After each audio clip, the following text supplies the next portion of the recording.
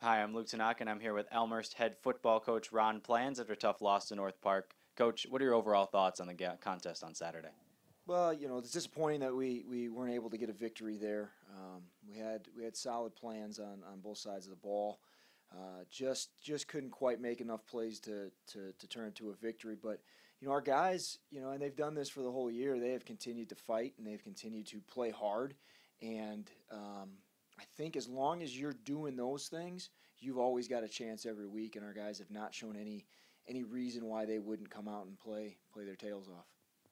It's been a really tough quarterback situation this season. Already lost a couple, and now you have your third and fourth stringers, Drew Domino and Orlando Hernandez.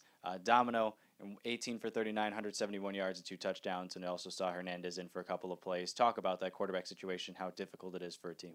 It's tough. It's always tough to change any position, whether it's offensive guard or defensive tackle or safety, quarterback. Quarterback gets the pub because it's the most visible position. But it is hard. Each player is going to have their own set of skills, and what the hard part of it is trying to figure out what they do great within the system that you have, and how can you put them in situations where they're going to be able to be successful instead of trying to, you don't just run plays to run plays. You try and run plays that you feel those guys are going to be able to be successful in and match their talents. And when you're constantly changing quarterbacks week after week, it becomes hard to really get a rhythm. You go through practices and you do things that you think and then the games, when things get live, it gets a little bit harder to just determine, okay, yes, he's good at this. No, he's not so great at this. We need to call more of this, run more of that. So that's kind of been for us offensively, a little bit of the struggle from a coaching side is trying to get those guys in positions where they can really utilize their talents. So Domino throws a touchdown pass early in the first quarter, have a 7-0 lead. North Park answers with a field goal. Late in that second quarter, a very interesting drive. Give North Park a first down on a fourth down with a couple of penalties, but then able to grab the momentum right back with a turnover. And talking to seesaw in momentum, but then you're heading into the locker room with a 7-3 lead. You got to feel positive about that. We felt really good heading into half. We thought we could have gotten another score in that first half with some of the things. We dropped a couple passes on some key third downs, but we felt good heading into half. Our defense was playing well again, and which was great to see. Those guys had a great plan. They really mixed up coverages, really mixed up front looks, did some things to confuse North Park a little bit, and they were rolling. And we thought get an opportunity to get the offense going a little bit, we'd have a nice second half. Going into that second half, you ran the ball 12 times, I believe, in the first half, approximately around that. Then you run the ball 8 times on one of your first drives of the second half with Connor Brewer, and he was able to gain some pretty solid yardage on those runs as well. Talk about, was that a change that you made at halftime to try to run the ball a little bit more in the second half? It was a slight adjustment. We as we talk every week, we want to run the football.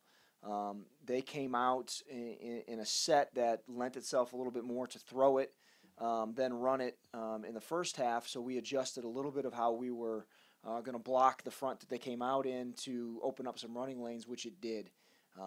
We were able to then run the ball, control the clock, do the things we like to do, set up some of the play action passes that we've been good at this year. Connor Brewer did have a pretty effective game, 14 rushes, over 80 yards. Talk about him and what he was able to do running the football for you guys. He's a violent runner. He's a downhill guy. He's going to take the ball and he's going to run forward. And if you're in his way, he's going to run into you. And if you're not, he's going to break it like he broke on that nice long run and showed some of the speed that he has. But he's a tough physical back. He's the reason why when we had Josh rolling, he was playing a little bit of our H, and he was doing some lead blocking stuff and coming in blocking some defensive ends because he's just a tough kid. Then in the second half, looks like you're going to take a 7-point lead on a field goal, but then it gets blocked. It gets returned for a touchdown. What did you see on that play? Yeah, well, what happened is we had a little bit of miscommunication between the holder and the snapper. So we were going through our cadence. The snapper heard something a little bit different than what was actually said.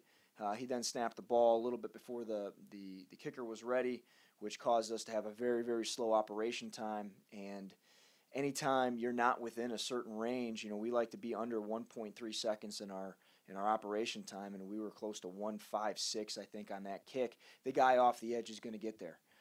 We could have maybe given a little help on the edge with the punch, but if we would have been normal operation time, he wouldn't have been close, and it was just one of those things. An unfortunate kind of a series of events that kind of led to that block and then the subsequent pickup and score. It seemed like the North Park really grabbed the momentum after that block. What would you say about that? Do you think that really was the key for them in sparking even their offense going forward? I'm sure it was a big boost for them. It gave them their first lead of the game. I think we played pretty tight for the next couple of drives before things got a little bit before we gave up that last touchdown. But I would imagine, that was a great momentum swing for them. Gave those guys confidence and gave them a little bit of not feeling like they had a press on offense. They could try and run the ball and be a little more conservative with their play calling. I think that was a big momentum swing for them. Now going forward, you have Illinois Wesleyan coming into town next Saturday. What have you seen from them so far? What are your thoughts on that matchup? They're very good. They're a very good football team. They're physical. They've got good receivers. Their quarterback is playing very well as a sophomore. He's shown good command of their offense. Defensively, they're very traditional and very well coached. Their defensive coordinator does a phenomenal job with those guys. He's got them playing hard and fast, which is the goal of all defensive coordinators. Keep things simple so your guys play hard and fast, and they do that down at Wesleyan. They're going to come in. I'm sure they're going to come in steaming a little bit from the loss last year. Down at their place and ready to play football, and we're going to gear ourselves up for another old-fashioned slobber knocker CCIW game. Sounds good. Well, we'll definitely look forward to this Saturday. Good luck in the week of preparation. I appreciate it. Thanks.